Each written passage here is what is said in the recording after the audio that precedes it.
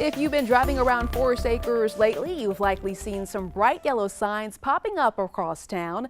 The signs are in place to go ahead and notify neighbors of zoning ordinance changes. And the possible changes could impact everything from new developments to short-term rentals. Well, tonight, Forest Acres residents can weigh in. News 19's Josie Frost joining us from Forest Acres with tonight's update. The City Council wants to hear from residents on proposed changes to the Unified Development Ordinance.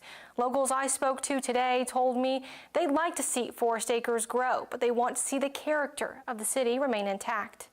Driving around Forest Acres, yellow signs mark spots that could get rezoned under the city's new Unified Development Ordinance. As the city grows, Jake Pastor says he'd like to see more local businesses and sit-down restaurants. We got plenty of quick, fast casual restaurants, but to be able to sit down and have like a fun dinner as a family would be really fun. While Michelle Batet says over the 20 years she's lived in Forest Acres, she's seen more traffic because of growth.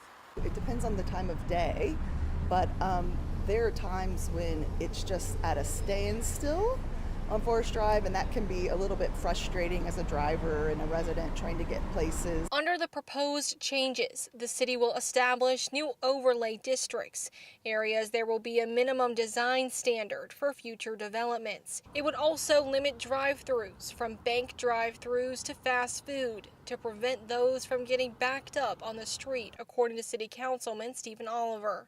Up and down Forest Drive to kind of prevent any more congestion that we have, but it's also going to prevent drive-throughs being at the end of a residential street. We want to make sure people's investments are protected and that they still have that residential feeling, but that they don't have any unnecessary congestion at the end of their street. They're also considering regulations for short-term rentals.